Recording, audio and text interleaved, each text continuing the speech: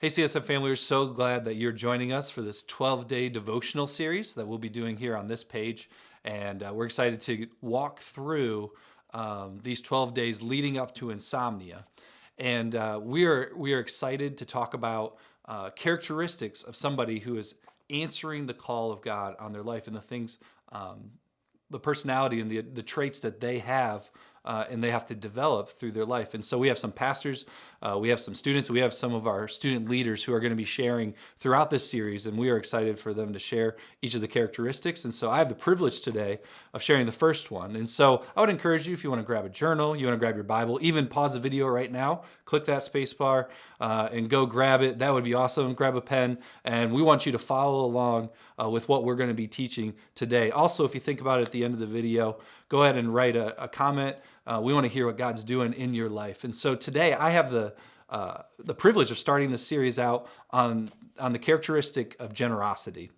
And so I want to just read for you real quick what is the dictionary called the definition of being generous. And it says, showing a readiness to give more of something, whether that's money or time, than is strictly necessary or expected. So to be generous is to go above and beyond what other people would expect you to do. And what's interesting, and actually my first job was at Chick-fil-A. And so I joke all the time, I'm like, man, Chick-fil-A paid for my college, because they did. And it was just a great experience. But something that Chick-fil-A did well is they taught this idea of second mile service. And this is based off of a passage in Matthew 5 where Jesus talks about how if a Roman soldier asked a Jewish person to go a mile, that they should go the second mile.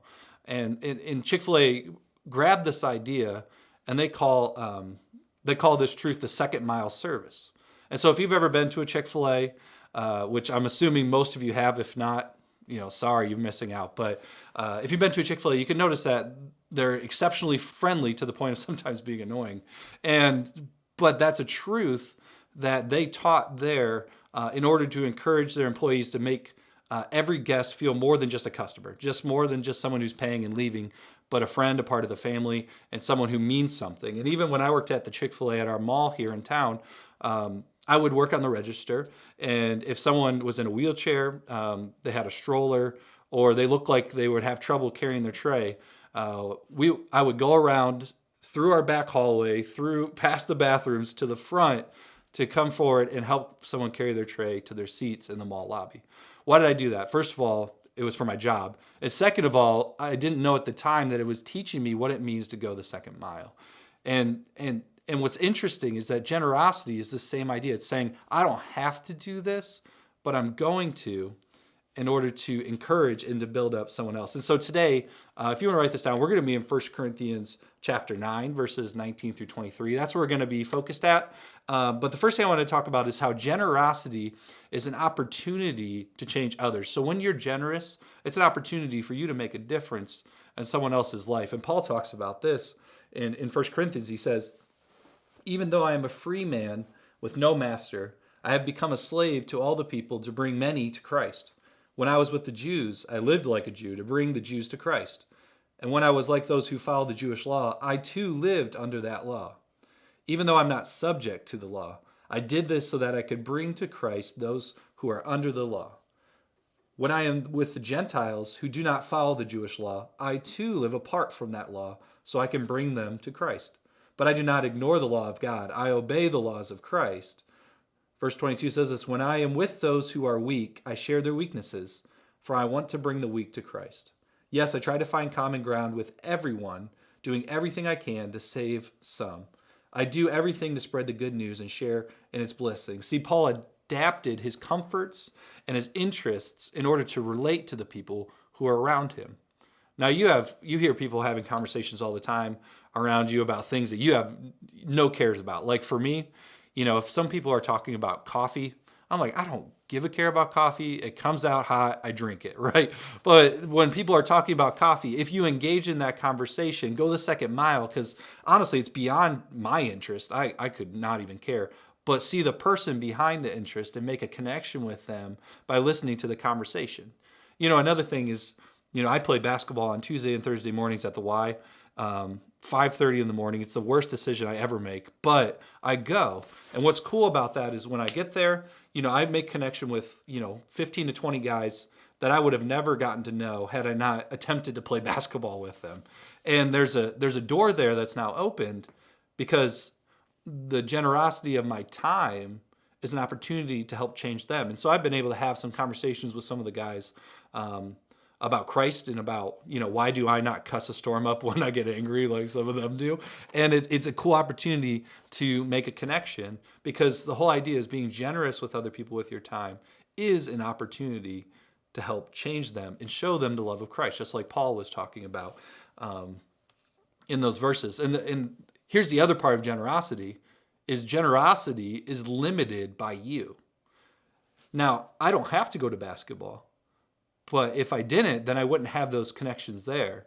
And actually in Luke 6:38, Luke talks about how generosity is limited by the person. When he says, give and it will be given to you. Good measure, pressed down, shaken together, running over, will be put in your lap. For the measure you use, it will be measured back to you. It's like any kind of farming analogy. The more seed that you spread, the more the harvest that you reap later. It's the same thing with generosity. The more that you give, the more that you will receive. And so what's interesting is that the generosity that you receive from other people is actually limited by how much you give out. Now think about it. If you're at school, you never talk to anybody. You just walk around and, go through your day. But then you expect to have best friends in your life. It's not going to happen. Why? Because you weren't generous with your time when you were just going through your day. So then when you needed a friend, why would you expect them to be generous back with you?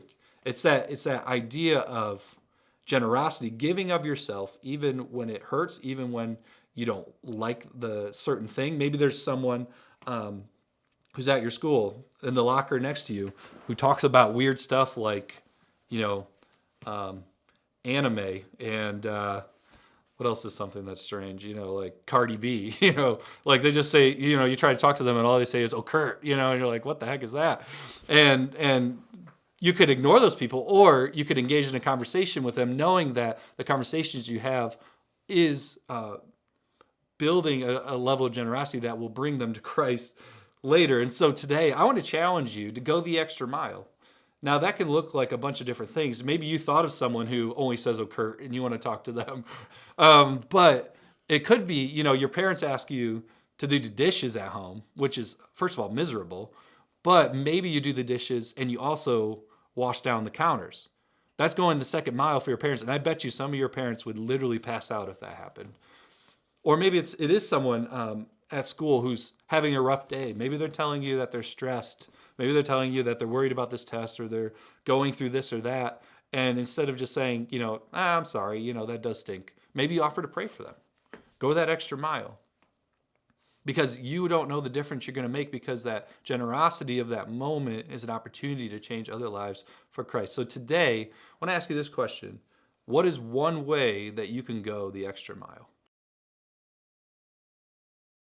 Hey, thanks for watching today's video. I hope it was something that challenged you. And we would love to hear about anything that God's doing in your life. So feel free to leave a comment below. And I'd also invite you to subscribe to our channel and click the little bell for the notifications. That way you can stay up to date with all the videos and things that we're going to be releasing. And thanks again for watching. We'll see you at the next video.